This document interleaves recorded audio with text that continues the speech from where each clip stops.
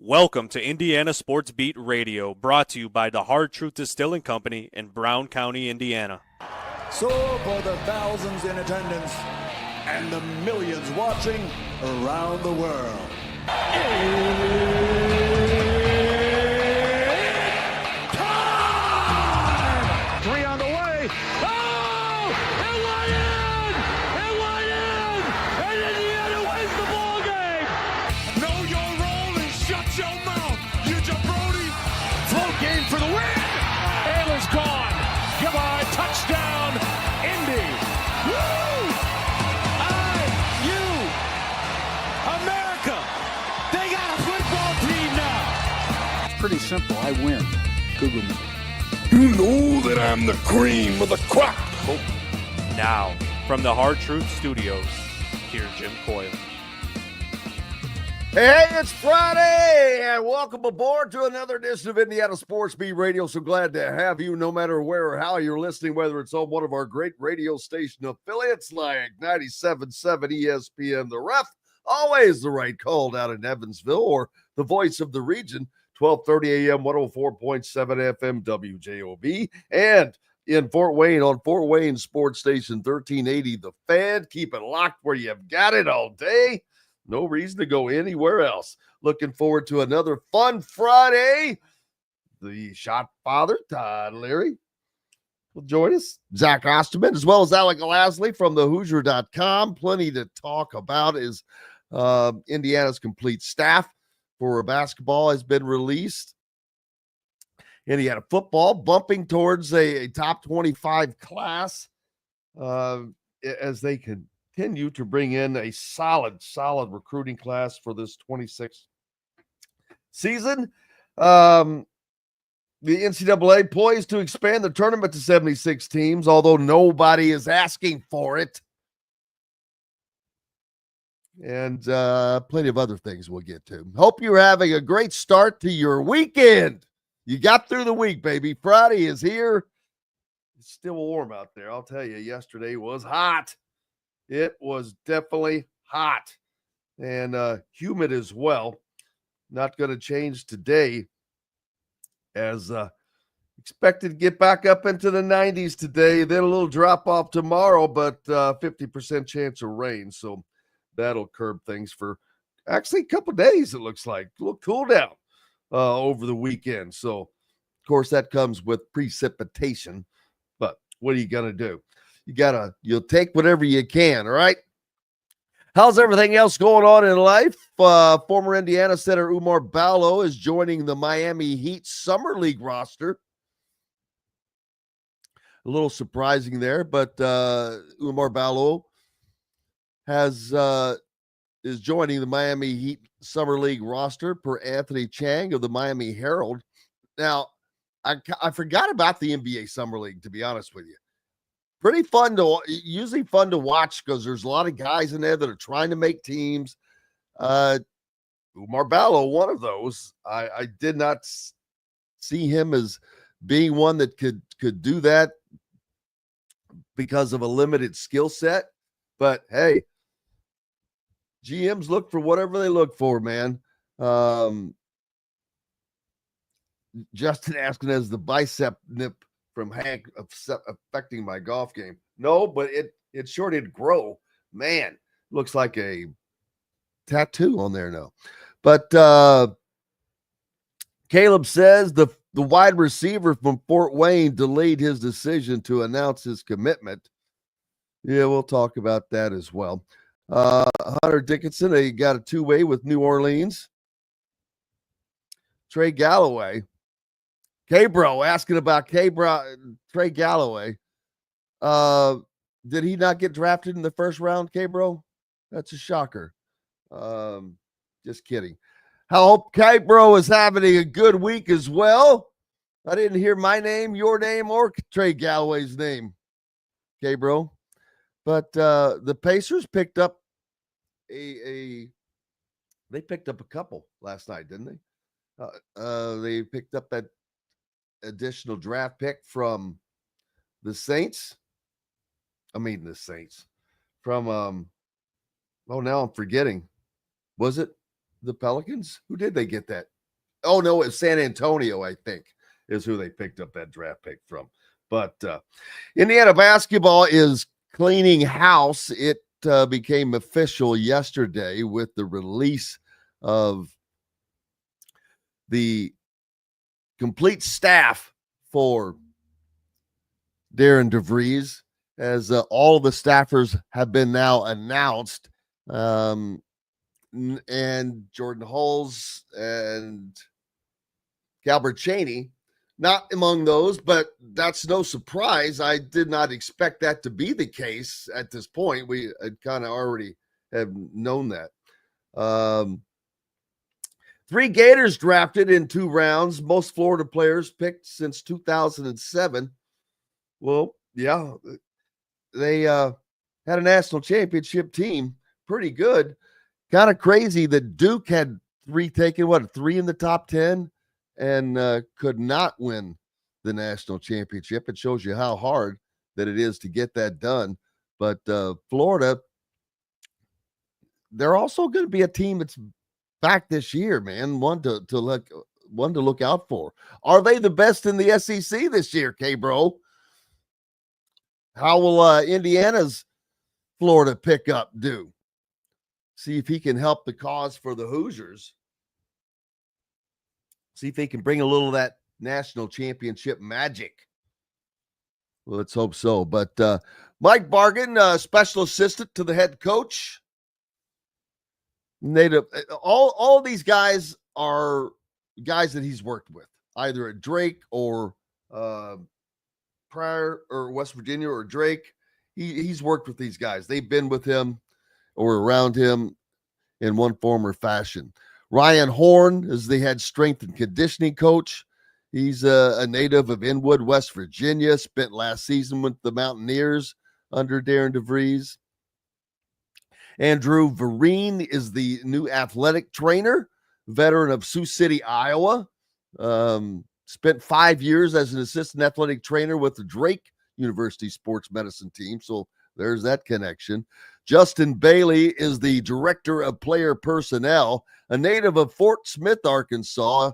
He spent 4 seasons with the Sam Houston State Bearcats. He was an assistant coach from 21 to 24 before earning a promotion to associate head coach for the 24 season. During the 24-5 campaign, Bailey helped mentor National Association of Basketball Coaches All Gulf District guard Lamar Wilkerson during his breakout season. So there's a connection there. So you see the connections all the way across there. Garrett Sturtz served as the director of basketball operations under current IU head coach Darren DeVries at West Virginia during the 24-25 season. What is the kid that went from Drake to Iowa? Isn't his last name Sturtz? He's a Newton, Iowa native, graduate assistant. Or are they brothers? He left the program as the all-time leader in games played at that's Drake. They've got to be brothers, I'm going to guess, but we'll have to check that out. Jalen Kennedy, the video and player development analyst. He comes in from, he spent last season at West Virginia. Jackson Creel is a graduate manager, a name that's familiar. He spent the last 2 seasons as a walk-on with Indiana, and Shaquille Hemphill, also a graduate manager. He played for current Indiana men's head coach Darren DeVries at Drake. So there you can see it's been a clean house. Sam Alexis, K-Bro says, tough rebounder, just put red light on him taking threes. Well, hopefully they have enough other guys that can do that. But they're going to need him to be a rim protector, a rebounder, without question. Also, news yesterday, Indiana expanding their non-conference slate with an early tussle with Kansas State, as they'll come to Simon Scott Assembly Hall on November 25, marking yet another non-con game, Indiana has games against Louisville, Kentucky, Marquette, now Kansas State, really bumping their non-conference schedule up. Jerome Tang in his 4th year there. They've had their ups and downs. Had a 26-10 record in his debut season, but 19-15 next year, and then they were sub 500 last year, so he's got to get things turned around. But they're expected to have better things this year. But like I said, Indiana takes on Marquette on November 9th. Early games, man. These early big games, too. November 9th against Marquette at the United Center in Chicago. And then this November, what did I just say, 25th? November 25th game with Kansas State. Then it is on to Gamebridge Fieldhouse, December 6th, to take on a very, very good Louisville team. And on the following week, they travel to Lexington, Kentucky to take on Kentucky in Rupp Arena. Still have games against Milwaukee and Chicago State as well in there, but that's a little bump up in the non-con schedule. So that should make Indiana fans happy. So we'll see how that how they can get through that. But they're definitely going to be challenging themselves early and often. Fulton, our resident Special Olympian, says he's talked to Caitlin Clark last night at the Indiana Fever game, and he asked her if she could play with the Indiana Fever after the injury. She said she will be back on July 10th. Well, there you go, buddy. You should have asked her if she'd come on the show, Fulton. That's what we need. Get you out there and get some work done. Hey, we've got lots more coming up from the Hard Truth Distilling Company studios on this Friday. Glad to have you along. Make sure you stop by and visit Hard Truth there in Nashville, Indiana. Sample some of their award-winning spirits, the Sour Mash Bourbon, top 50 bourbon of the century, and many other things that have great cinnamon vodka. We're back with the Todd Father right after these messages from the Hard Truth Distilling Company studios. Andy Moore Honda is Bloomington's #1 Honda dealer for a reason. Buy a new Honda and get a 3-month break from car payments. That's right, no payments for 90 days. That includes the all-new, all-electric Honda Prologue, and you get it for just 0.9% financing. Or the 2024 Honda Ridgeline Black Edition or the Honda Accord LX, both for just 1.9% financing. Get more to your door from AndyMooreHonda.com, Bloomington's #1 Honda dealer and your best place for new and used vehicles. If you're looking for a new home in the Indianapolis area, you need Cheryl Sizemore from Brick and Ivy Realty. Cheryl Sizemore has over 2 decades of experience, and that could be the difference in getting the home you want in today's tough housing market. Reach out to Cheryl at CherylSizemore@gmail.com or 317-701-0838. That's 317-701-0838. Let Cheryl Sizemore sell or find your new home today. Located on 325 acres in beautiful Brown County, Indiana, Hard Truth Distilling Company is the biggest and the best craft distillery around. While Hard Truth is already known for producing internationally awarded whiskeys and spirits like Hard Truth Sour Mash Bourbons, Sweet Mash, and Hard Road Rye, as well as their cinnamon vodka and the always popular Toasted Coconut Rum. Hard Truth Distillery offers so much more. With a full-service restaurant, ATV, and distillery tours, as well as live music, you can spend an entire day at Hard Truth Distillery while making your entire family or group happy. And that's the Hard Truth. Hard Truth products are available across Indiana, as well as many other states. So no matter where you shop, if they don't carry your favorite Hard Truth product, tell them you want the truth, the Hard Truth. Hard Truth Distilling Company encourages you to enjoy all of their products responsibly and to never drink and drive.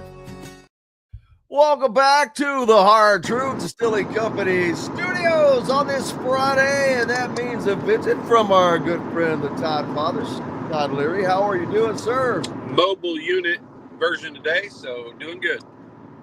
Cannot, well, at least you're inside in the AC because I can give you a flash alert. It's hot. It's hot. I like it. It's just the way I like it. Gets my body loose. Keeps me pumping. I like it. Too much for me, man. No, I hate the cold. Look, we complain about the cold, and I won't complain about both. I'm not a total. I know. I was talking about this yesterday. I said the one thing though, and I hate the cold too, but at least when you come in to get warm, once you're warm, you're not soaking wet. You come in to cool down, and even though you cool down, you're sopping wet because you're sweat soaked. Yeah. Tough life. Like champagne problems. Champagne problems, big time. Champagne problems. I took my first golf lesson of my life yesterday. Oh, how'd that go? It went well. Did they throw the book at you? I as expected, I thought that the first recommendation would be to take 2 weeks off and then quit. Play pickleball. Play pickleball. That's a better one, yeah. Play pickleball here. Yeah, they just hand you the ball and the racket and say, "There you go at it." No, it went well. Just get the chin up, man. Get the chin up. Stand up tall. It was just causing too much variation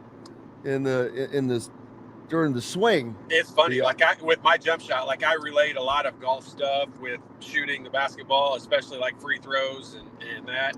And it is amazing how much better you can make someone truly with just fixing their alignment and their posture. It's amazing. In both basketball and golf, very, very similar in how players just are not aligned the way that they think that they're aligned. It's pretty amazing. Oh, I can take it further. I mean, crazy. It's technique in sports, and this covers so many different sports, but technique is far more crucial. I can hit the ball further by trying to hit it correctly as opposed to trying to hit it harder. Yeah, hitting it solid, it makes it go farther than swinging harder the majority of the time. Now, obviously, you can match the two together, then you become Bryson DeChambeau. But yeah, swinging hard a lot of times is counterproductive because it makes you not hit the ball solid, and it's such a big difference when you make solid contact. The ball just goes so much farther.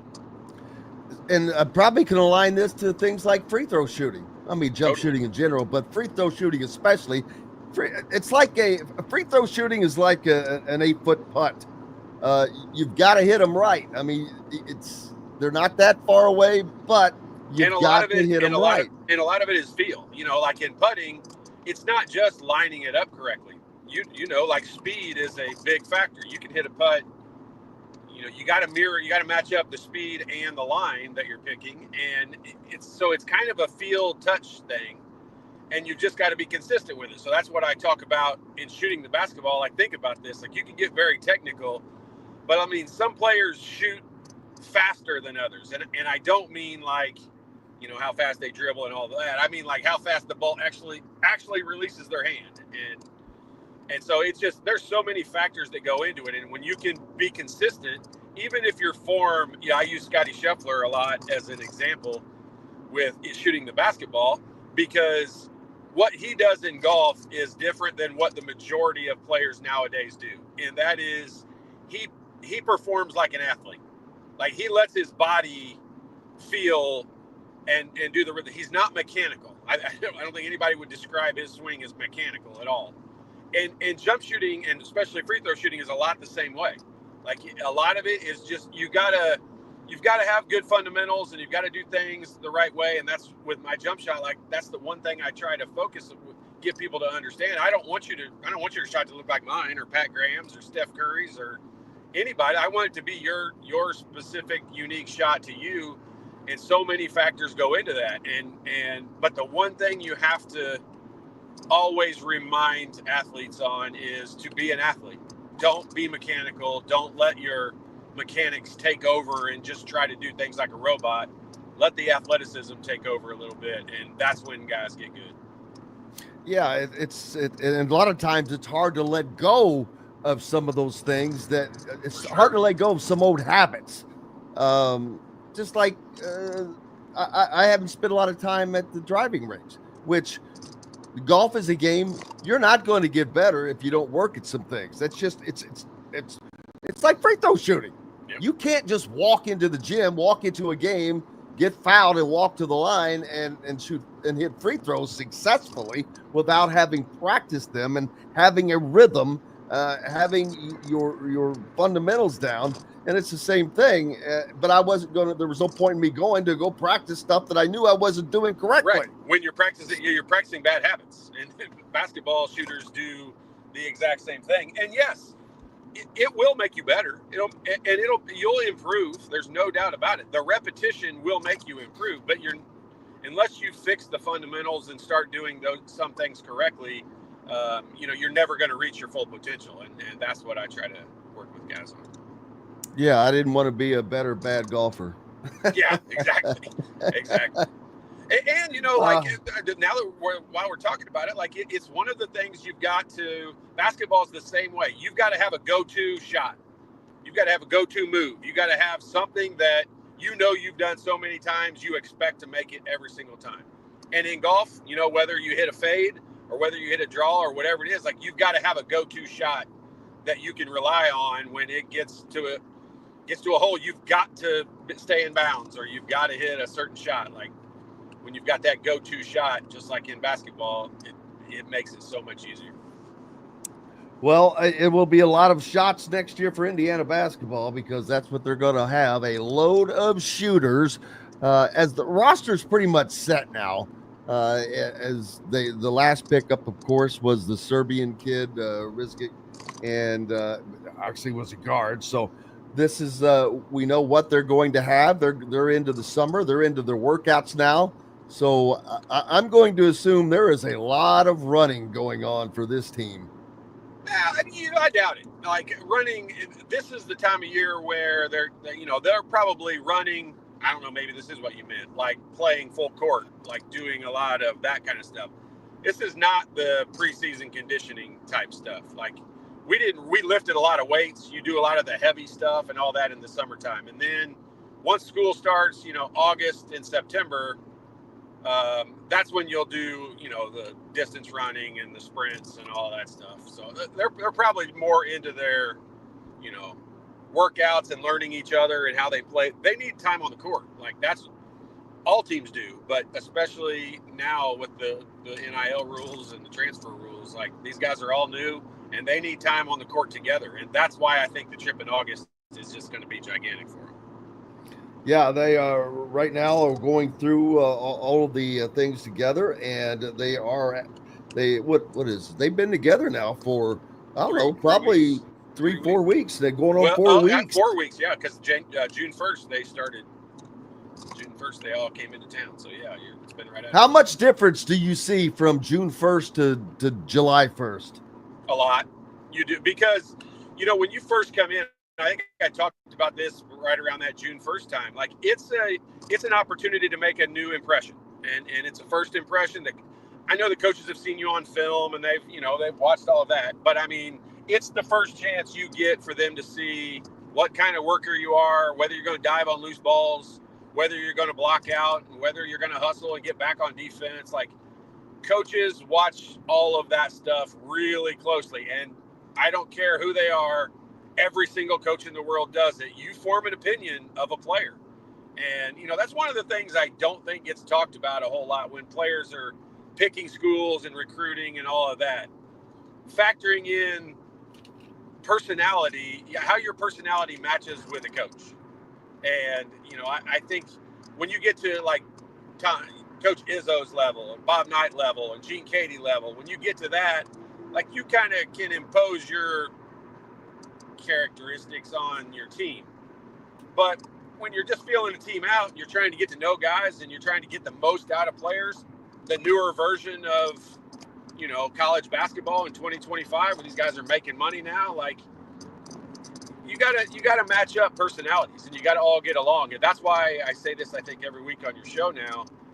I was really impressed, and one of the things I took away the most from that initial press conference with Coach DeVries was him talking about the locker room and how important that was going to be. Because to me, that, Coach Knight always had that saying, mental is to physical as 4 is to 1. Well, the locker room is kind of 4 to 1 too, like, in importance. Like, it's that important. These guys got to get along, and they're gonna be competitive. They're all fighting for minutes, so it's not like they are going to be like brothers and sisters. Like, they're going to be battling each other and fighting and scratching. And at the end of the day, they all go grab something to eat and go home and watch a game. It just that's the stuff I miss about sports and all that. Is just the fun competitiveness, and then we all go hang out, and do stupid stuff. Oh yeah, there's because the one thing common, there is nothing fun about summer workouts, and I don't care what sport you're doing, because what we talked about a minute ago, the heat, they like to use that heat if they can, not basketball per se, but maybe in running drills and things like that. I know that we used to see them running in the sand and all that stuff just to create more cardio and all of that, because you got to develop that fourth quarter stamina, baby. Well, it was cool, and I'm not picking on anybody. Like, let's just be positive about stuff. I'm talking to myself, but I mean, I'm pretty pleased up to this point in the summer. I haven't seen any pictures of all the guys posing, showing their abs and showing all that like we've seen for the last 5, 6, 7, 8 years, and that's cool. Like, all of that's awesome, but I mean, I want to see somebody post a video of somebody making 100 free throws in a row, like. You mean you don't want to see a dancing video again? I'm not. Look, I am not going to be the old man, get off my lawn. Like, I get it. Things are different now. I'm fine with that. I can't dance, so I'm probably not going to be in any of those kind of videos. But I'm okay with it. I don't even care, as long as they're putting in the work. And I know these guys are putting in the work. I've got good sources talking about what they're doing, and they're liking each other. They're liking the workouts. I know Trent Sicily is worked his butt off, and I know Coach DeVries has commented on how hard he's worked, and he's impressed with how hard he's worked as a freshman. And so, there's a lot to be said about hard work, and when you go make that first impression, and your impression to a coach is how hard you work, you're probably going to be in his good graces for a while. Yeah, and the one good thing about, we've talked about this roster and we've kind of nitpicked it, but I don't know who's not going to be playing from that list. I mean, it's a deep list, and I'm like, boy, I think that they're going to really go kind of deep into this list. And we talked about the potential for them to be a little undersized at the 5 spot, but Darren DeVries just seems like he either has a solid plan or he's just very comfortable with the guys he has. Yeah, and you know what? Look, the NBA championship was just won by a team that I think would be deemed undersized. The basketball today, it's positionless. That's been that for years, but it's even more so now, where you've got 7-footers handling the ball, and you've got guards posting up, and all of that is just the new age of basketball. It's not just the NBA. College is the same way. So, this team will be really fun and interesting to watch in November. Some of those games in November are kind of boring, and you expect to win by 1 million and all that, even though sometimes they don't. But well, that's changed as well, because I talked about the schedule right before you joined us. They've really bumped up the non-con schedule, just adding a game with Kansas State. You already have a game with Marquette, with Louisville, with Kentucky. So they've got a pretty feisty non-conference schedule. And two of those games are in November. One of them's in November 9th. That's like what? That's 3 weeks after the practice starts. Yeah, I mean, they are doing what the fans have asked for, which is play competitive games early on. And, one of the benefits, there's a bunch of them, but one of the benefits of, Coach DeVries coming from his background, where he was at maybe he wasn't Division II, maybe I'm confusing him with the other, but he was at Drake, a smaller mid-major school, and then, 1 year at West Virginia. But at Drake, they had to schedule anyone they could early on. They had to build that resume early, and I love the fact that we have a coach that understands that. That understands we need not just to schedule those early games, but we need to win them. And if you don't win them, be super competitive, because getting blown out by 15 plus to all the good teams in your early part of your schedule does not help you when it comes to February and March. So I think we've learned that. We know Coach DeVries knows that and understands that because he lived it at Drake. So that there's just so many benefits to having him. Like I said, I've only met him briefly in a short time. He was very nice, and that was great.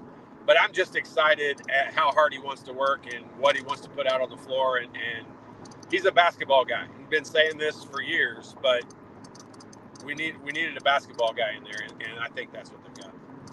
Yeah, and he seems dead set on just running the team, his program as well as he can.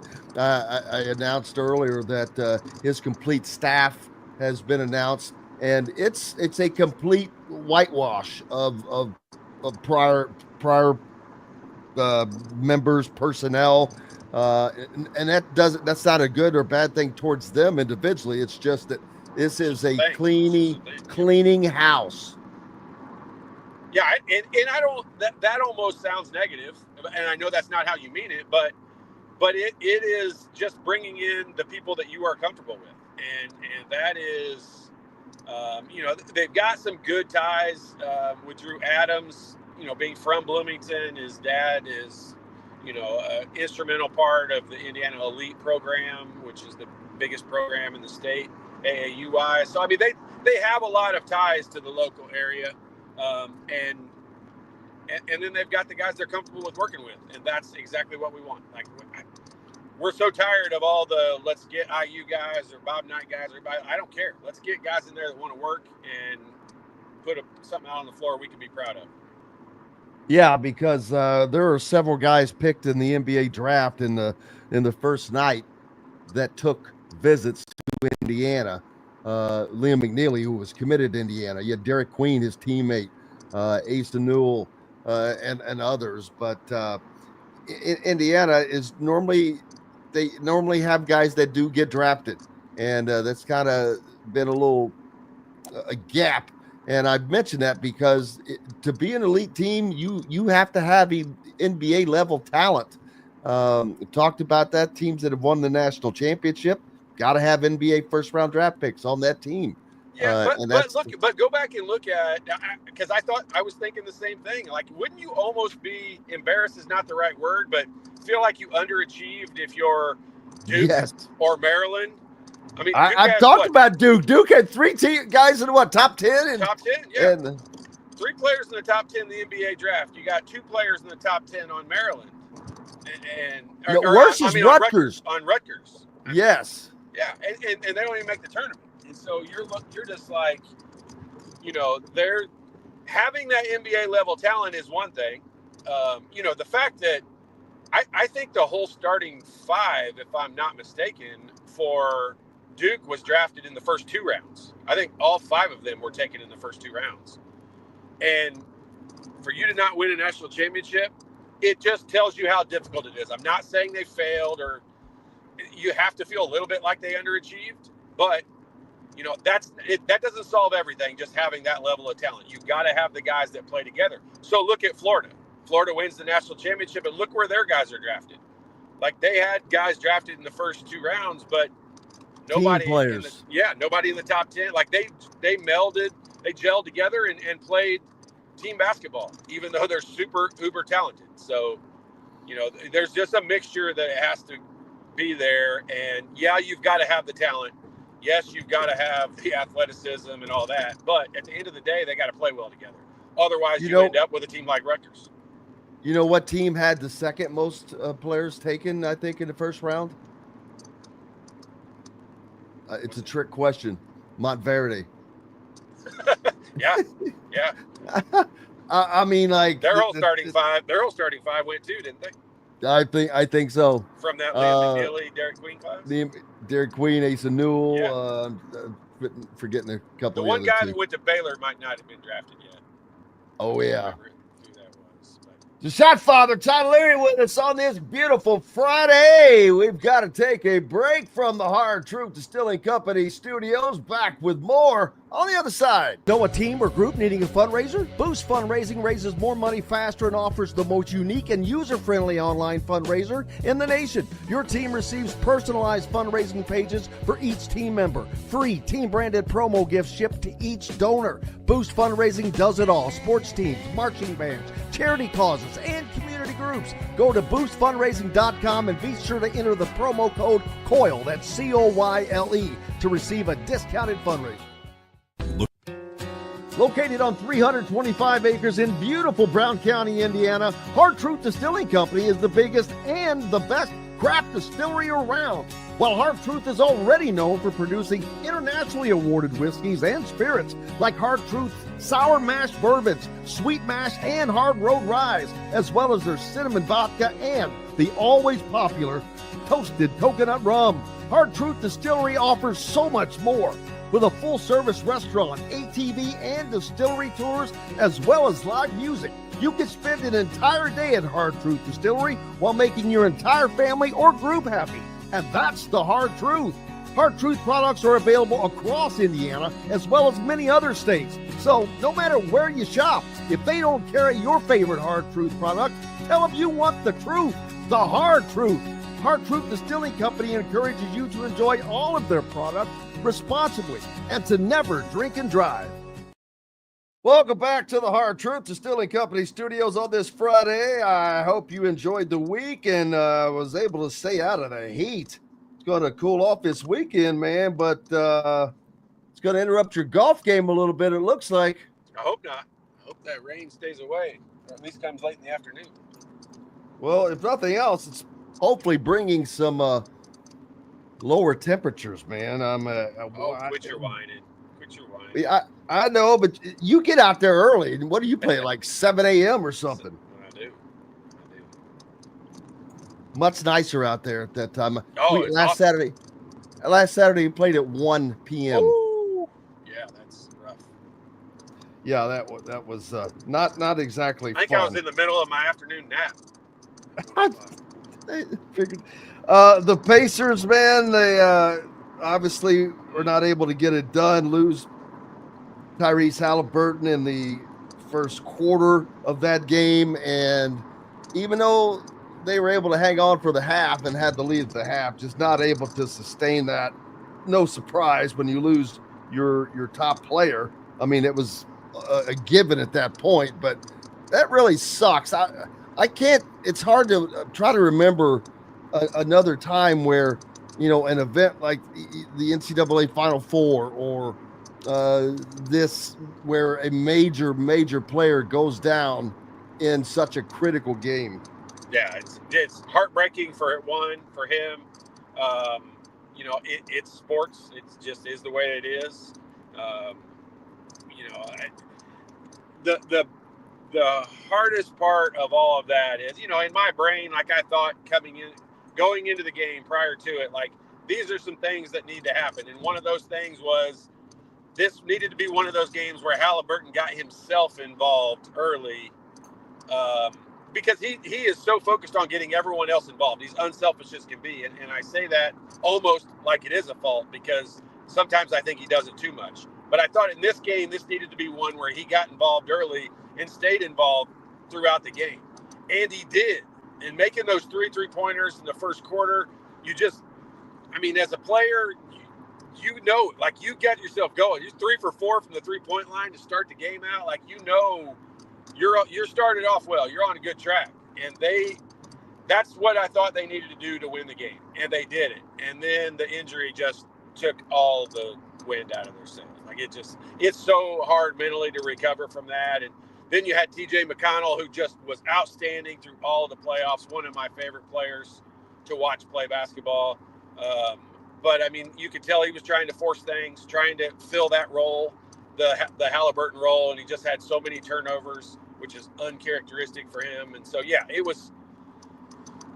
this is when you've got to go back and look at it from a big picture, because what an unbelievable accomplishment, what memories they created for us. Like, we'll never, like me and my boys talking on the phone, watching these games, like going crazy over stuff. Like it was so much fun. They created that for my family. I know they did for so many different ones. So just an awesome experience. And, hopefully they're that much more hungry and can come back and try to do it again. Well, they're going to have to be without Tyrese Halliburton next For a season. And well, probably for the entire season, potentially, is what they're looking at. We just had the NBA draft. I'll be honest with you, I haven't paid a ton of attention to it because they had second-round picks, and I didn't really see what I think they picked up a point guard, of course, which is needed, but they've got other guys that can step up. But I even though they're such a good team, I don't know that they can overcome the loss of Tyrese Halliburton. One of the things that lend a little light to that is the Pacers started the season out last year 10-15. Like they did not get off to a great start, and they've got to just figure out a way to get through, play well together. They'll have a lot of time, a lot of minutes to work guys into playing together, and for the most part, I think the team's going to be, the nucleus of it is going to come back. I mean, it'll be interesting to see what happens with Miles Turner, but they're going to have to play different. But every team is going to play different next year. Like Oklahoma City won't come back and play the same way they did this year. Like they'll make adjustments and do different things, and so it won't surprise me if the Pacers don't do some things in the trade area. But I mean, I think they have a good locker room, like I talked about earlier, and I'm not sure. I think they'll be pretty selective if they do end up doing anything. Yeah, I agree with you. Getting back to Indiana next year, we know what their basketball roster is going to be like, and the recruiting. Not only I'm impressed with how well they have hit the ground running in recruiting for future years. Already with some offers out to 2028 guys. They're paying a lot of attention to Noah Washington, the kid from New Albany, that 6'6" guard. That's going to be very interesting to see how he grows over the next couple of years. Yeah, and the tough part about stepping into the job like it is, in a job like Indiana, is you not only have to build your roster for 6 months down the road when you start playing games, but you got to start building those relationships. And you can't do that. You can't put a product out there that players can look at and say, oh yeah, I would love to play in that system, until you have the opportunity to get in games and do that stuff. So this season will be a huge help. I think will be a huge help in getting some of those future players, getting other guys in the transfer portal, in future years, because I think they're going to put a product out on the floor that kids are going to want to come play in, and that. But they're not going to know that, not going to be able to see that until they see what version of Indiana Coach DeVries is, and that's exciting for all of us, but it's super exciting for the recruits. Well, it's just something for Indiana fans to look at, but look at Indiana football. And I know we use that comparison a lot, but mainly because of the sudden change that they've been able to do with that program. But specifically recruiting next season, they're on the precipice. They've had a top 30 class. Now they're on the precipice of an unprecedented top 25 class as their recruiting continues to improve. Although they just lost one kid to flip to Florida State, they've flipped guys from Illinois, from Louisville, forget from someplace else, but their recruiting is just really taking an uptick in this second season now. And when Indiana has another solid season, like I guarantee expect them to do, that's going to just increase again next year. Yeah, and you're saying exactly what I was just saying about Coach DeVries. Like, when they have, something to show players, like a season, like what Indiana football was able to do, it doesn't have to be to that extent. But I mean, just being able to put that, show this is how we play. This is what we're going to do. And the biggest thing that I think Coach Signetti did from day one, like absolutely from day one, is create a culture. And that's a word that gets thrown around a lot, and I don't think it has a lot of meaning when a lot of people say it. But I do when Coach Signetti says it. And I understand what culture he is talking about, and I understand the discipline and the hard work and the fun and the execution and how important all of those things are. But it's a culture, like they understand it. And the older players, now there are guys that are going to be in their second year with Coach Signetti, and it's only, that culture is only going to get stronger and bigger. And that's a great thing. There's nothing that's what I think Coach DeVries is doing. You can't really say that until they're able to, get on the court, like I said, but they're doing the right things. They're doing all the things I think that, Coach Signetti did with the football program. I think the basketball program is following suit, doing the same stuff. Question off of the hotline from Heath says, is NIL at IU playing a bigger part in basketball or football as IU as far as recruiting? Well, I have to say football, because it was already there for basketball and they were already pulling in various players that they wanted. That has to do with getting the right players. And that is something that Kurt Signetti is doing, but it's going to have a huge impact because in less than a week, or starting on Tuesday, rev share begins. And that's equal for everybody with that $20 million to spread out, 75% of which is going to go to football. So man, we saw it last year. Greatest football season in the history that I remember. And I expect that to be the same this year and to continue. Yeah. And like, I get the question, and I don't know that there needs to be a which one benefits more. Like they're both benefiting huge.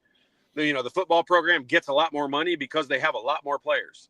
So, that just lends itself to make sense. But I don't necessarily think, the basketball program is in rare air. Like this is why Indiana is still a blue blood, even though their record in the last 25 years has not indicated it. Because they're always going to have that NIL money. Basketball is king. And I hope football rivals it for all of my lifetime, because it was so much fun last year. But in the state of Indiana and at IU, basketball is king, and it's always going to be king. They could win 10 national championships in football in a row, and basketball is going to be king. We're basketball people. We're nuts. But, they both benefit in a big way.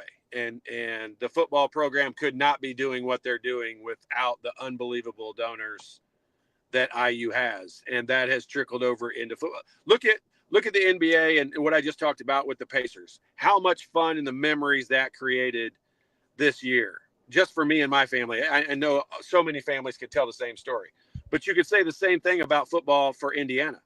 They just created a whole generation of young football players that can't wait to have a chance someday to play in that stadium. And I don't think you could say that in past years about our. And more importantly, young fans. Yeah. Because that is something Indiana basketball has missed out on. They have an aging fan base. Right. For sure. And it's hard to get kids, the next generation's kids of the next generation, to follow a team that just doesn't win consistently. Right. It's just a fact, man. People want to follow winners. My brother grew up a Dallas Cowboy fan, had nothing to do with Dallas. It's because they were winning when he was growing up. Right. Yeah, exactly. You're exactly right. And, like I've got 3 kids that all fall in that, 20-year-old range, and they love it because they know I loved it and because I played there and that stuff. They're kind of forced to love it.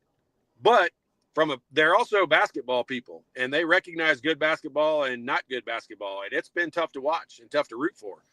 So we're all kind of fair weather fans. I'm never not going to be an IU fan, but they've made it difficult over the last 25 years, to say the least. And so I think we're just all ready for the culture to be consistent and winning. Like, they do not have to win the national championship, every third year in order for us to remain fans. We're going to be nuts fans no matter what. But it sure doesn't hurt when you win some of those big games, because you can go look at the record. Look at Indiana's win-loss record over the last 10 years, and it's not terrible. But if you put that up against ranked teams, it's terrible. Like, it's awful. Like, we haven't beat anybody any good hardly at all, especially consistently. And so that's where they got to get back to Indiana being Indiana and people not wanting to play against you. And I mean, we've said it during the season for the last couple of years. I mean, Northwestern with Boo Buie. I remember Boo Buie talking about Indiana, and he's like, I don't understand why everybody makes such a big deal about it. Like, we beat them every time we play them. And I'm just like, man, that hurts deep when guys from Northwestern are saying stuff like that. Yeah.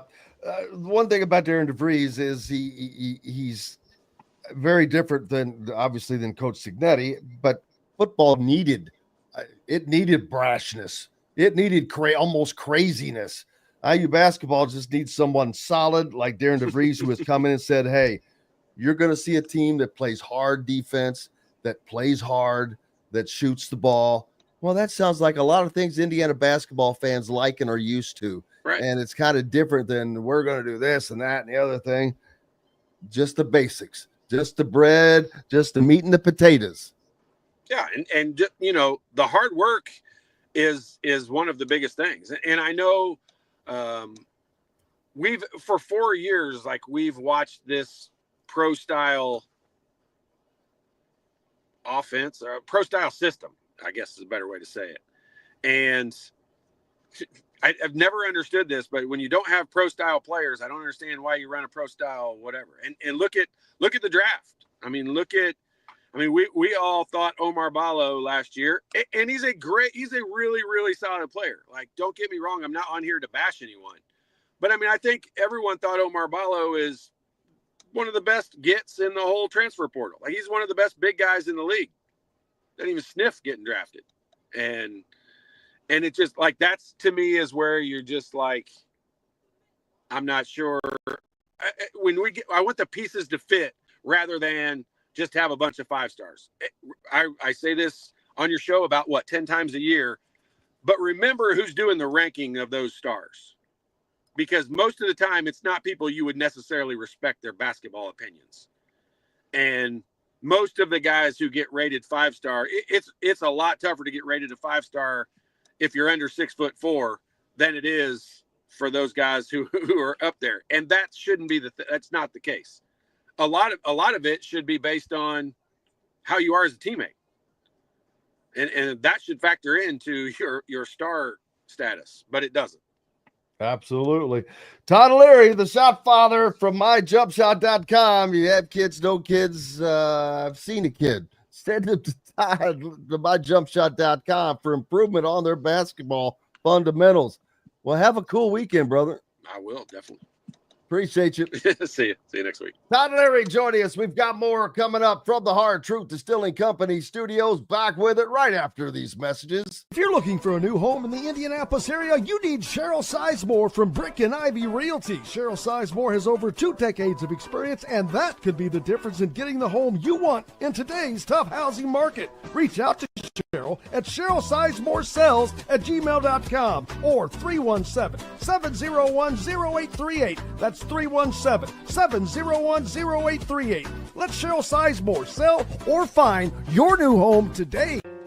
Located on 325 acres in beautiful Brown County, Indiana, Hard Truth Distilling Company is the biggest and the best craft distillery around. While Hard Truth is already known for producing internationally awarded whiskeys and spirits like Hard Truth's sour mash bourbons, sweet mash, and hard road ryes, as well as their cinnamon vodka and the always popular toasted coconut rum. Hard Truth Distillery offers so much more. With a full-service restaurant, ATV, and distillery tours, as well as live music, you can spend an entire day at Hard Truth Distillery while making your entire family or group happy. And that's the Hard Truth. Hard Truth products are available across Indiana, as well as many other states. So no matter where you shop, if they don't carry your favorite Hard Truth product, tell them you want the truth, the Hard Truth. Heart Truth Distilling Company encourages you to enjoy all of their products responsibly and to never drink and drive. When it comes to apparel and promotions, Freethink has you covered, literally, whether it's 24 or 200 shirts for sports leagues, businesses, or groups. Freethink Apparel and Promotions can also create your very own merchandising store. Freethink Apparel and Promotions did it for Indiana Sports Beat Radio, and they can do it for you. Whether it's screen printing, embroidery, digital printing, promotional products, vehicle wraps, or anything else under the promotional line. See what Freethink Apparel and Promotions can do for you at freethinkapparel.com. Welcome back to the Hard Truth Distilling Company studios on this Friday. So glad that it's Friday, even though it's been a hot one. And it's going to cool down a little bit this weekend, but some participation may be on the way. Zach Osterman from the Indy Star, you beat writer for the Indy Star. Zach, how's the heat been going, man? Yeah, man, I cut my grass yesterday. It was rough. You got to pay somebody to do that, brother. No, I mean, man. I like doing it most of the time, but oh man. There's nothing that is fun. Nothing that is this heat and humidity. It's just miserable. It really is that. It is miserable. This, I mean, it's obviously where I'm from, it would get this this hot, in the summer, but we'd be close enough to the ocean that we'd get like afternoon thunderstorms a lot. We would get kind of that consistent ocean current coming through. And so there would, at least, especially at night, be a little bit of like relief. These, I think they call them heat domes that settle over the Midwest in the summer sometimes, that almost just kind of like nothing moves, nothing blows. You're just sort of like just drowning in it. It is an uncomfortable experience. That is no doubt. A couple announcements coming out of the IU camp. First of all, the complete support staff for Darren DeVries announced yesterday, and no surprise, it's been a complete whitewash of previous staffs and personnel. Just Darren DeVries getting into people that he has worked with, and more or less putting his stamp on how he is going to do things, not in a personal manner, but just, this is how I've operated. This is how I'm operating. These are the people that I've worked with, and that's how it is. And there's some differences for a lot of IU fans from the past, because there's usually some carryover, but it's pretty much a clean cut here. Yeah, I mean, listen, this is happening more and more. I mean, let's be real. Like, for the large number of sport that football is, it was not that far away from that. Under Kurt Signetti. I mean, they retained the head trainer and the offensive line coach and a very small handful of staffers, but beyond that, I mean, how often last year did we talk about how it felt like a completely different program, and a completely different, just like culture and message. And, obviously basketball, like, this is total. It's also just easier to sort of recognize because there are just fewer people around, right? There's a head coach plus 4 assistants and 8 support staffers, and at most now with the roster cap, 15 players. But, I mean, especially from a roster perspective, I know, the staff is kind of what's been more in the news, as you said, this week. But, I think Illinois had 1 returning player last season. This is the era we're in right now. And I think, a lot of people hope that it'll settle down a little bit once we get into revenue sharing. Those agreements, at least in theory, can be multi-year. But, for the moment anyway, like, this is just kind of what we're doing. And when you see a coaching change, I think there's maybe especially in an era of such dramatic turnover, there's probably a little bit of a temptation to just do the same thing from a staff perspective as well, if that makes sense. Absolutely. And I understand it completely, because you want to have the people that you're comfortable with, but more importantly, that already know how you operate. And it just makes things more, it's a lot more smoother without question. And sometimes you've got to improve.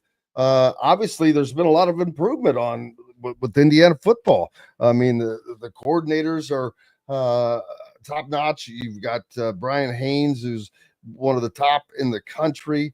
Bob Bostad he kept and turning out to be just a tremendous asset as Indiana football. I was talking about earlier, they're bumping up now. They're within a couple of recruits of hitting an unprecedented top 25 recruiting class, and which is not a huge surprise after the season they had last year. But you can't just have a good season and recruits just fall into your lap. They're doing an unbelievable job of recruiting into the next few classes as well. Did Tom Allen not have a top 25 class after? Maybe it landed more in like the low 30s after that. What was that, after the COVID year? But no, listen, I mean, recruiting's going well. It's funny. I think we've talked about this before. Like it feels like it's never been more difficult to kind of understand where high school recruiting fits especially in football, because there are so many sort of layers that like a high school recruit, other than the elite ones, has to go through in terms of development, physical development, skills development, to go from being even a well-regarded high school player to being a competitive, contributing Big Ten player. And, I think fans, part of the reason the portal's really taken off from a sort of fan perspective, a reader engagement perspective, is because it's a little bit more exciting for fans to think about Fernando Mendoza. And I'm not picking on Alberto Mendoza at all, but I think it's a little bit more exciting for fans to think about Fernando Mendoza than Alberto Mendoza. You don't know what Alberto Mendoza is yet. And Alberto Mendoza may turn out to be better than his brother. Who knows? But, Fernando Mendoza passed for 3,000 yards last year in the ACC. And I think coaches get that way too a little bit, and I think, to his credit, Kurt Cignetti, I think is pretty dedicated to kind of his process in terms of saying, when we are looking at, we want this number of high school guys and we're not going to be too portal reliant and all that. But, it is interesting to me just the way high school recruiting has kind of changed within the sort of consciousness of the sport of college football. But if you're Indiana, as you said, I think one of the things you said there that's important is it's not just about one class. It's not just about capitalizing on last season. It's about laying the groundwork to be able to do this year after year, because, you'll see programs that will, maybe pull together the resources or the commitment or the effort to just get one really good recruiting class. And then a couple of those guys transfer, a couple fall through the cracks, coach gets fired, and it winds up being like, oh, remember that great recruiting class of 2025 or 2026 or whatever? This is a coach and a staff that seem to be more about just building a foundation that eventually leads to classes like this becoming more commonplace. Yeah, and there's a lot of other things going on as well with facilities. Obviously, new turf going down at Memorial Stadium and Mellencamp Pavilion. And not only that, the Mellencamp Pavilion is going to is in the process of getting an absolutely dreadfully needed upgrade, a facelift, because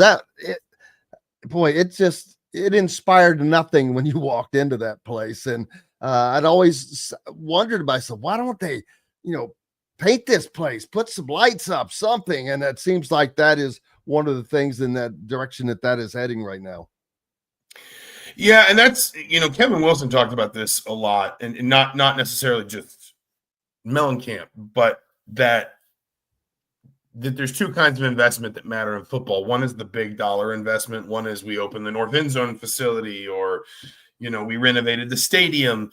But the other is just little things. And I know Mellencamp is $1 million, like it's $1 million project. So it's not that little, but, for Wilson, it was a big deal when Indiana replaced the practice field that is constantly in the shadow of Mellencamp Pavilion with artificial turf, because his point was, number one, like 6 months out of the year, I can't use this field because that part of the field never dries out because it's always in the shade. And number two, with this turf field, we can lay down the same turf that we play on in the stadium, and then we can replicate what we're doing in the stadium from a surface perspective every single day in practice. That's, I know there have been questions about like tearing down and replacing Mellencamp. I've never thought that made a ton of sense, because it's already a physical structure there. But to your point, this kind of stuff is long overdue in terms of just freshening it up, making it more modern, making it more, you walk through there and you can see the training rooms, the bathrooms, the equipment rooms. All that stuff, frankly, feels very 1990s. And I'm sure that it was, at or ahead of its time. And when I think it opened in 95, I think. I was shocked. Yes. And I was shocked to realize that it's that old. Yeah. Oh yeah. It's been around for a long time. That's 30 years now.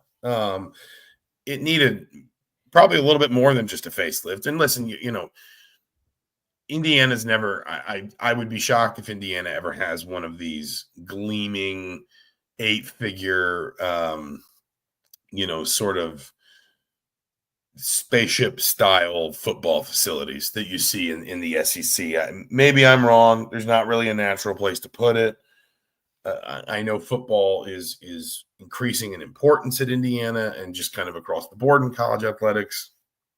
I still would be kind of surprised. But you don't need to do too much to an indoor practice facility to make it look better, though. Keep the field up to date. Like you said, fresh coat of paint on some things, maybe renovate some areas, because a lot of that stuff turned over. There didn't used to be, I think field hockey's offices are in there. That didn't used to be the case. The media relations offices used to be attached to Mellencamp Pavilion for reasons passing understanding. They're long gone now because they're in the Cuban Center. So, you can probably reimagine some of what you're doing with that space. But again, this to me is, and I know it's a slightly higher dollar figure, but it's back to something I remember Kevin Wilson saying a lot, which is, recruits, coaches, the outside world, they see the big time investment in your program when you pay a coach a bunch of money, or when you do something dramatic to your stadium. But they also see the small stuff when, a kid who visited as a sophomore comes back as a senior and he sees the indoor facility is completely different. They see that too. That's as important. And I think that's why this matters for Indiana. And obviously there are things that need to continue to be done in the stadium, although there's, you're kind of limited unless you build up if you're going to add. But I know they're going to be adding some priority seating. The East Club on the east side, dedicated indoor lounge for fans purchasing tickets in sections 25 through 38, the certain rows. That seems a little small for that, and also eventually we know that there has to be suites with a new press box built at some point. That would probably be the crown jewel, the final phase. I don't know how they'll do that, but that alone could increase the capacity size. Indiana's probably also not going to be a stadium that ever seats 80 or 90,000, but you can increase greatly with I did lack to call it for anything else, press box, but suites that go from end to end like they do at many stadiums. Yeah, that is, I suspect, what it's going to look like. I don't know if anybody's finalized plans, but you look at like some of the other, Ross 8 Stadium, Spartan Stadium, like that sort of big glass, kind of all one side press box suite luxury area. And you're right, it wouldn't increase capacity too much. It wouldn't, it would increase how much you could ask for certain seats and how much you could ask for certain, luxury suites and things like that. It's going to be interesting to see how quickly Indiana can move on something like that, because you can't really afford in the modern day to not have those spaces open for a season. I do think Penn State has pretty much replaced their press box all in one offseason. That old like tinderbox that they had, where you were covering games with your knees up to your chest because it was so tight. Everybody's got to find ways to make more money off football. Like that's what this all can. You talked about those little, that kind of small area, and I don't really know what that's going to look like. That like sort of what is it, like VIP kind of? Yeah. Like basically, I think what they're doing with it is like the seats you could get at like a Pacers game. Exactly what I was thinking. Like a personal waiter, like you can. It's a little bit more comfortable. Someone will bring you your food, etc. I mean, that I would be surprised if something like that is overly permanent, or at least if it is permanent, if that's not something that's expanded upon when they actually renovate the stadium. But all of this is just, just about making more money off of football, because they need the money, because, revenue sharing budgets aren't going down. Operating costs aren't going down. I know there's hope that the NIL market will kind of deflate a little bit because of the clearinghouse, but there are a lot of people who are skeptical of that as well. So you got to find the money somewhere. And listen, the Memorial Stadium renovation and the press box renovation desperately need done. I had someone last year. I won't say who, but someone who came through with just kind of one of like the caravans of national media that passed through Fox and ESPN and all that, who joked, but were obviously semi-serious, that the north and south end zones looked like they were built in 2023, and the rest of the stadium looked like it was built in 1960. The renovation of that place and the replacement, however they do it, of the press box, the suite areas, the indoor seating areas, all that is long overdue for that stadium. I think you said this. I don't think Indiana will ever tear it down and replace it. I just don't think that's practical for a variety of reasons, financial, geographical, etc. But yeah, I think it's everybody's got to. Indiana needs to update the stadium anyway, and everybody's got to find a way to make more money off of football, because that's the cash cow that, in theory, is going to keep everybody's head above water while this dramatic financial realignment in college athletics kind of processes itself. It certainly does. I agree, brother. I hope you have a great weekend. What's up for you? I'm just taking some time off. I hear you. I am right there with you. A little more time off, and then once July hits, we'll be on kind of a steady build toward football season. Yes, sir. Enjoy your weekend. Keep it cool. Yeah. Stay inside, basically. You too, Jim. We'll talk to you soon. Thank you, sir. Zach Osterman, the Indy Stars IU beat writer. We're back with more. Alec Lasley from thehoosier.com will join us on the other side of these messages. The ISC Sports Network is your home for sports content across the Hoosier State.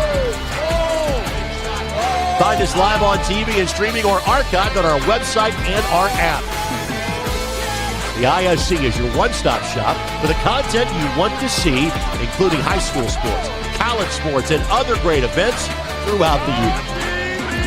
Subscribe to our streaming service and get access to it all. ISC. Local lives here. Know a team or group needing a fundraiser? Boost Fundraising raises more money faster and offers the most unique and user-friendly online fundraiser in the nation. Your team receives personalized fundraising pages for each team member. Free team-branded promo gifts shipped to each donor. Boost Fundraising does it all. Sports teams, marching bands, charity causes, and community groups. Go to boostfundraising.com and be sure to enter the promo code COYLE, that's COYLE, to receive a discounted fundraiser.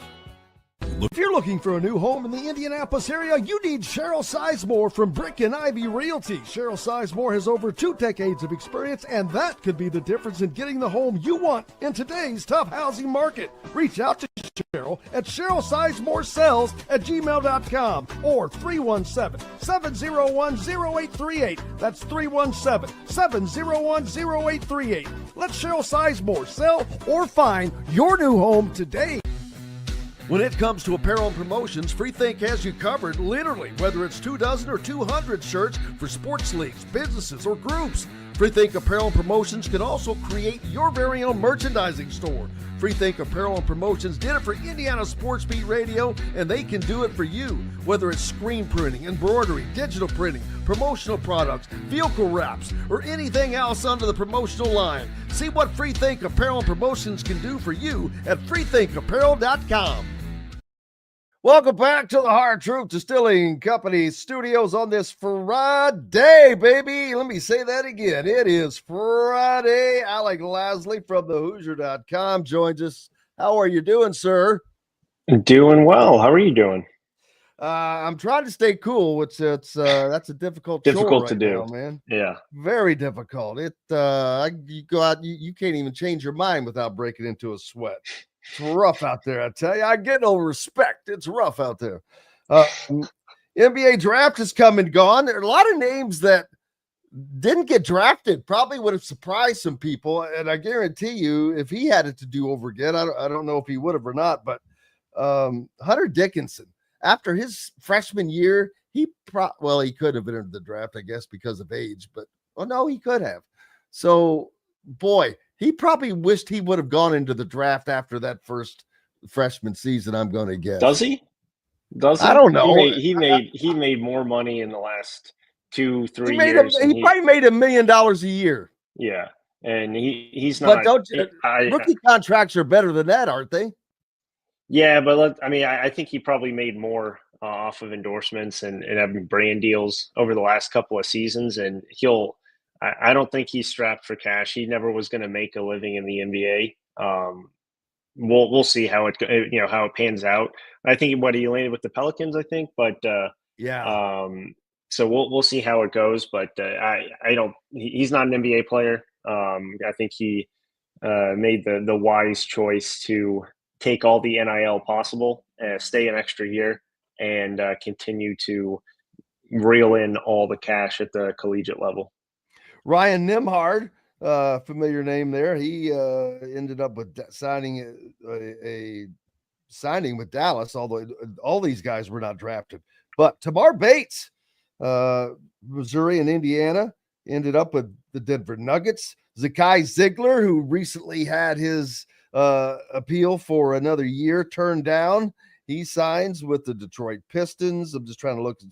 Vlad Golden didn't go, went undrafted from Michigan and formerly of FAU, FAU, the Miami Heat.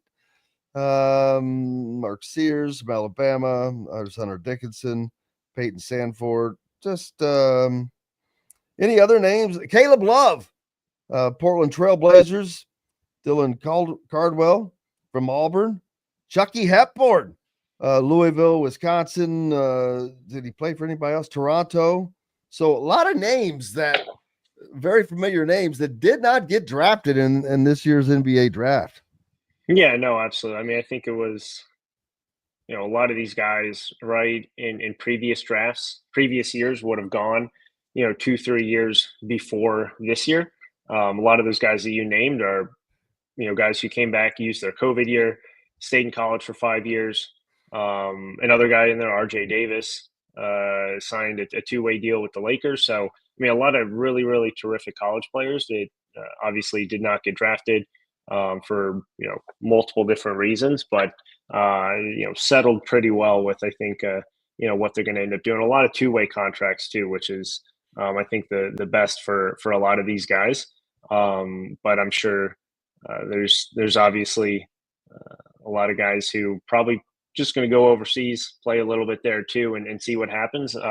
Let's say Omar Bala is going to be on the summer league team for the Miami Heat, so he's going to be joining Coyle Ware. Both of those guys are going to be playing in California to start, and then we'll see which ones of that roster end up making it to Vegas. But as of now, both of those guys will be on the roster there, so it should be fun. And the only other guy that we're kind of potentially waiting on from an Indiana standpoint is Trey Galloway. Had 6-7 workouts throughout the pre-draft process. So we'll see where he lands. I wouldn't be shocked to get him some action in the summer league and go from there. But obviously not a guy who's going to immediately jump to an NBA contract or even a two-way contract or anything like that. But definitely a player who you'll probably see on some roster here in the coming months in the summer league, and then probably somewhere in the G League. Yeah, I saw Umar Ballo. Who was the other one you mentioned? But not Trey Galloway, but well, no, just said Omar Ball is going to be playing with Coyle Ware with the Heat. In Coyle. So Coyle Ware is going to start off in the, I assume, the California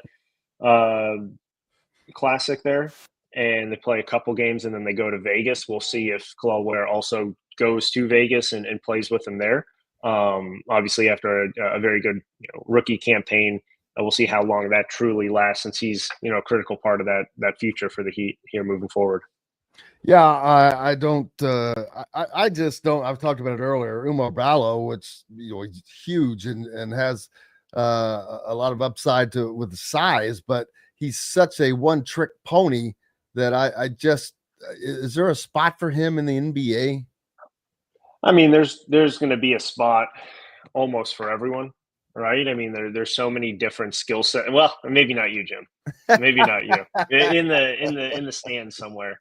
In the stands. Yes. But I mean, look, it's interesting because we made the NBA and basketball made such a shift from traditional big men to athletic, versatile stretch big men that it's hard to find those traditional, just kind of big bodies that usually would take up a couple spots on an NBA roster. Obviously, we kind of saw a little bit of that come back, I would say, in the last year, with at least one or two guys on a roster that are traditional, kind of back to the basket, just really nowhere outside of 5 feet from a scoring perspective, but have that physical presence.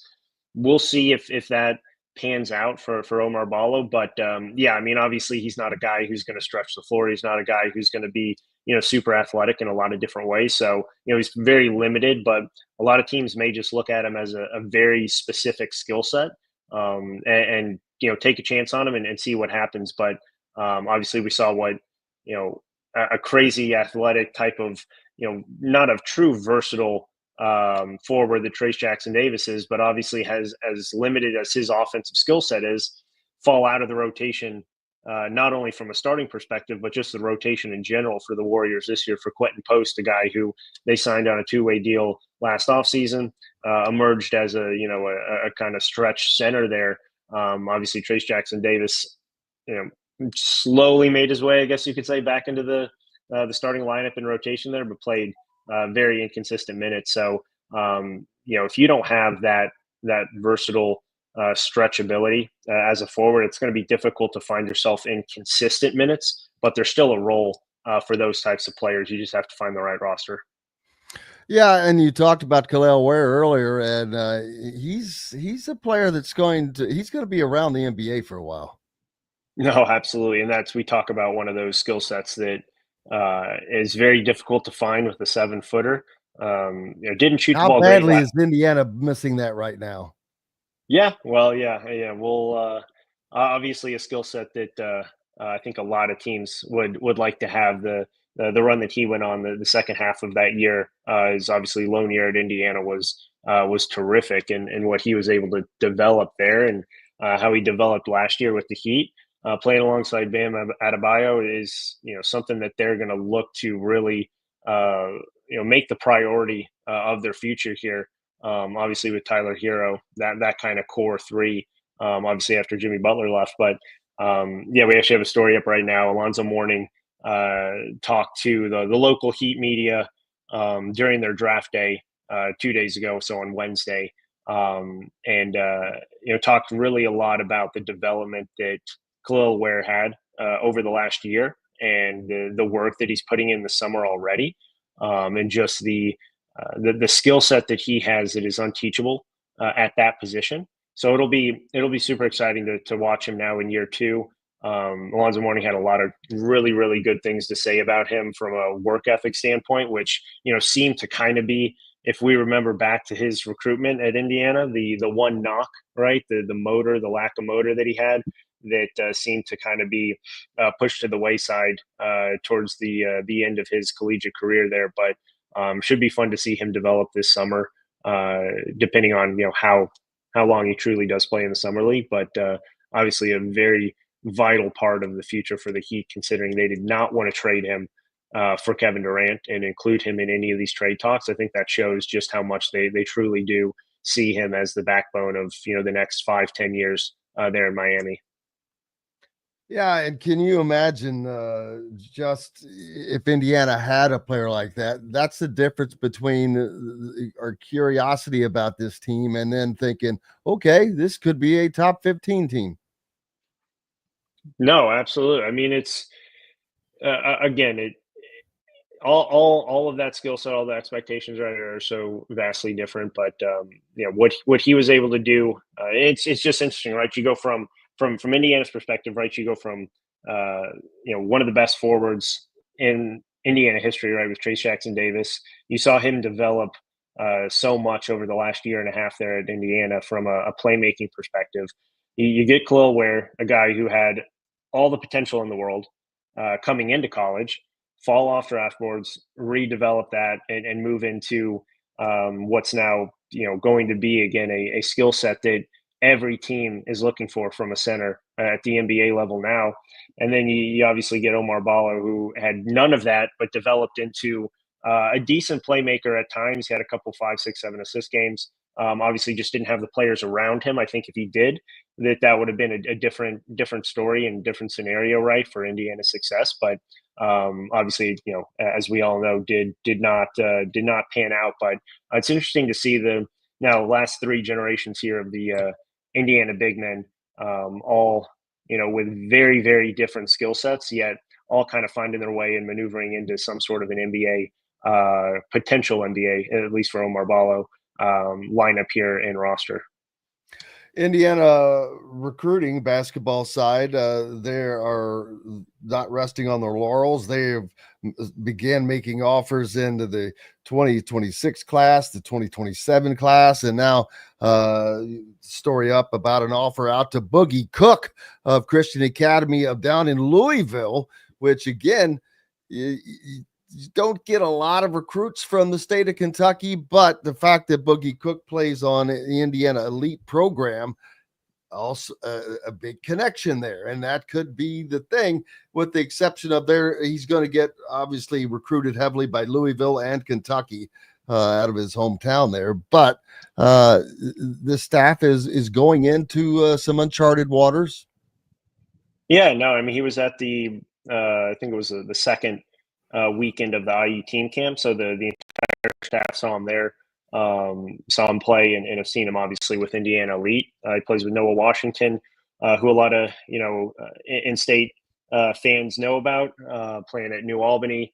A guy who has a Purdue offer, still no IU offer up to this point, and a guy who has obviously made the rounds as a young player, but needs to continue to develop, but a big name nonetheless. So playing alongside him.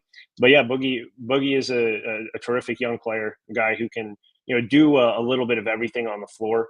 A good shooter, can stretch it, play a little bit at the 4 position at this point, right? 6'7", 6'8". But yeah, Indiana taking not a shot on him early, because he's going to be a very talented player. But the first, I believe, the first Division I program to extend that offer to Boogie Cook. So obviously a relationship that is now going to continue to develop. And If it does come down to kind of that longstanding relationship when he's ready to make that decision, I think Indiana obviously made the right choice getting in there very early on here, because he's a very, very talented forward who is just going to continue to develop. Now it's just about making sure that potential actually stays on track, and you're able to fully reach what a lot of people think he could do, and that's obviously be a very, very good college player. We mentioned Noah Washington, the kid out of New Albany. I'm surprised he doesn't have an offer yet from Indiana, but I'm assuming they're either waiting to get him on campus or for a certain atmosphere. But what was the situation with the offer being extended to Boogie Cook? Yeah, I mean, it's interesting, right? I mean, Noah Washington, again, has been kind of that big name over the last 2 years, probably, from a class of 2028 in-state standpoint.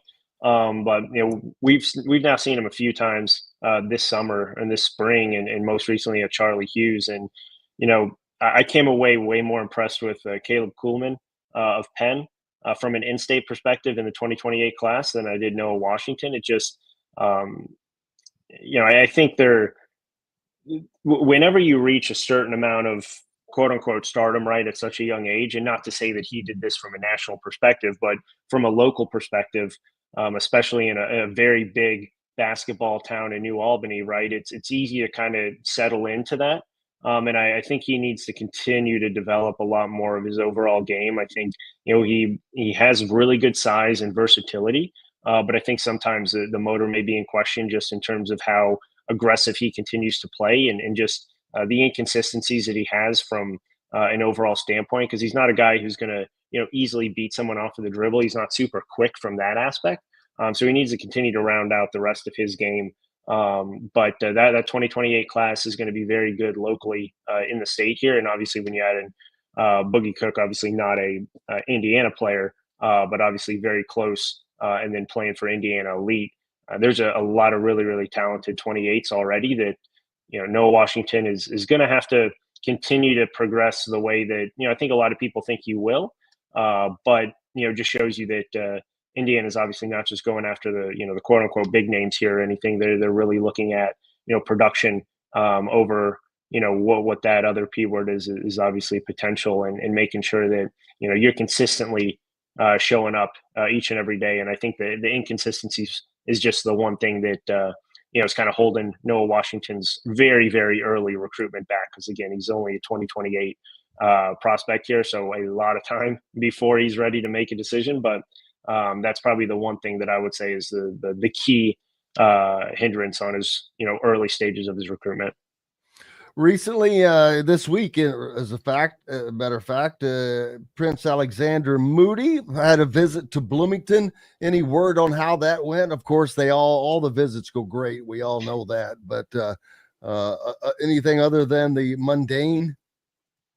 Yeah, I mean, look, Indiana came into this visit very confident in where they stood in this recruitment. Obviously, Kenny Johnson has done a phenomenal job building that relationship, was a director and a coach with Team Takeover for 6-7 years. And that's the program that is kind of runs the DMV area from an AAU standpoint. And that's the same program that Prince Alexander Moody plays on. And that relationship is going to go a long way for however long this recruitment lasts. It's interesting because I think a lot of teams are kind of kicking the tires with him, but I think a lot of teams from an outward perspective think he's going to end up at Indiana. His recruitment just hasn't really fully taken off to this stage yet. And I think it's in large part due to previously the Georgetown pull when Kenny Johnson was there, and obviously being in his backyard. Now Kenny Johnson takes that relationship to Indiana. Obviously, he was on campus at Georgetown. The only visit that he had been scheduled coming into this summer was Indiana. Visit went really well from what I've been told, and things to continue to progress in a good way.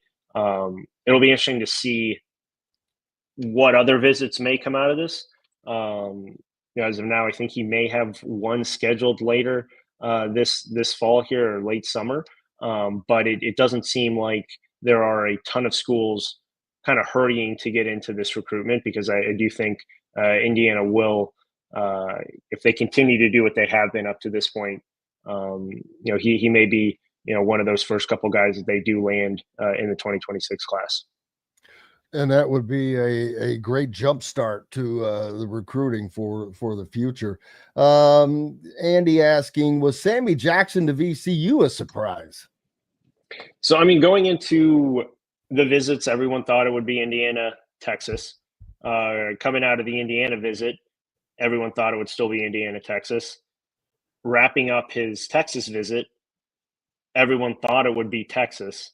And most of the talk going into the morning of what he committed on Wednesday, so going into Wednesday morning, was Texas. Even, from an Indiana perspective, they knew it wasn't going to be them.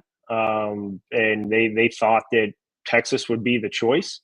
And I think a lot of people just assumed that because of the relationship that he obviously had with Sean Miller going back to his Xavier days.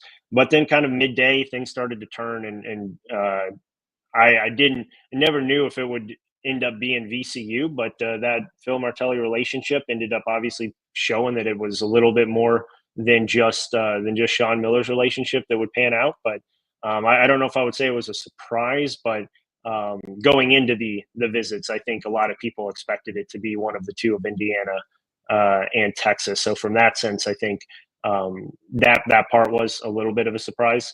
But things was started surprising for VCU to beat both Indiana and Texas, both who have as much NIL money as God, I think. And so for VCU, that's a huge win for Martelli and VCU. Yeah, no, absolutely. I mean, the thing is they have the pull being out east there with obviously where Sammy Jackson is from, and that is the Philly area. So they have that specific pull. The Martellis do a great job there in the Philadelphia area and the Northeast from a just overall relationship standpoint. And that was kind of the biggest thing he talked with on Three's Joe Tipton about the recruitment and his decision to commit to VCU. And the big thing was obviously related to exactly what I just said, the relationship there with Phil Martelli. I believe his dad went to VCU for 1 year as well. So you had that pull. He ended up transferring to Temple, but and played the majority of his career there. But they had that initial pull too. So there were connections going deeper than just, VCU and being there on the East Coast. But that was, I think a lot of people still expected either Indiana or Texas would be one of the two choices for Sammy Jackson. But obviously turned out to be VCU. Yeah, and thinking about the draft last night, what could have been Tamar Bates, his son, gets signed. Liam McNeely gets signed. Derek Queen, who at one point was headed to Indiana, signs.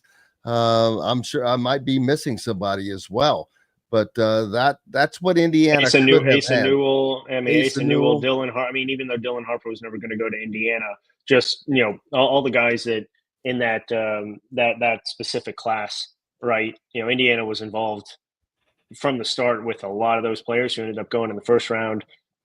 A lot of those guys who ended up being undrafted, signing two-way deals like Tamar Bates, right? So I mean, I think a lot of people expected that from Tamar Bates even from the start, right? He just was not ever used the right way at Indiana. You saw flashes of it, but the last 2 years at Missouri, I mean, he was phenomenal from an efficiency standpoint. Even on a bad team 2 years ago at Missouri, the way and how efficient he played, I think took a lot of people by surprise. But that's what happens when you maybe get a little change of scenery, have a different system in place for you, a little bit more of a guard-friendly setup, and obviously did a phenomenal job in the last 2 years showing what he can do both on and off the ball as a kind of that 3-and-D player. So I'm excited to see him. I mean, he's worked extremely hard. Obviously, went through a decent amount at IU, and then making the change, going to Missouri, finishing off his career the right way. I don't think anyone from an Indiana perspective has any bad or sour taste for Tamar Bates. So it should be exciting to watch him continue to develop at the next level. Absolutely. And the recently concluded NBA draft, it's not what it used to be, man. NIL, and now once this house case settlement rev share kicks in less than a week, I think it's going to have even more impact because guys are not they're staying in college. There was the time when we used to all say, what the hell is he doing? He's not good enough to go into the draft. He's not what That's not happening anymore. Guys are staying in college as long as possible. No, absolutely. And it's making the product better. I think both sides of it. You get more developed players who can make an impact right away at the NBA level, and you retain a lot of the best talent from the college level and improve the game that way. So I think it's a win-win from that perspective. Obviously, it's probably not a win-win from the perspective of, not having the NIL world fully kind of regulated at this point, and still having it kind of as the wild, wild west. It's done, over the last year, there's been significant progress into what that eventually will be, but still a lot of differences in how teams recruit with NIL, how teams quote unquote kind of sign players with NIL, and how that looks like. But I think we're slowly starting to get into the new era of kind of what, specifically right in this conversation, college basketball will look like from an NIL aspect of it. And I think we saw this offseason what the market is going to be for a top player. There are a lot of guys trying to demand a little bit more money than what I think the market was ready to pay for, and I think what they will eventually still not pay for. I think we've seen a cap. There's only going to be so much more that boosters and collectives can pay these players, and you've seen kind of the $3 million kind of cap. A lot of guys were looking for 4.5, and wasn't there. Now that may be because they waited a little bit too long, like in the PJ Haggerty case when he left Memphis. A lot of teams obviously used up a lot of that NIL already, but I don't think you're going to see a lot of teams paying more than 2.5, 3 million. I think what you're going to see starting to happen is a lot of these bigger brands, like in North Carolina, like a Kansas, a Duke, Kentucky, right, be able to leverage their brand, pay lower in a quote unquote salary, but then bring them in agreement with the shoe deal, or bring them in agreement with X, Y, and Z from a local or even regional marketing standpoint, and say, hey, with our brand, you're going to be able to leverage that and make X amount more.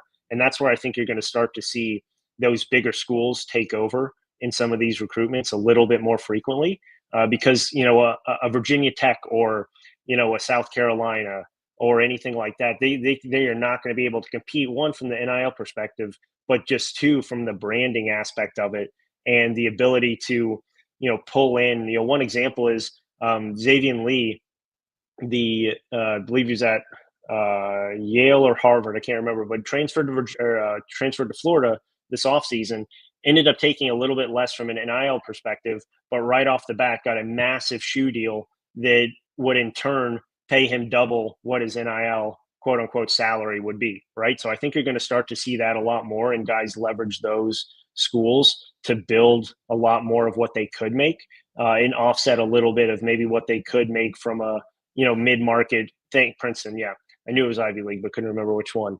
And leverage those brands and relationships to start to make more.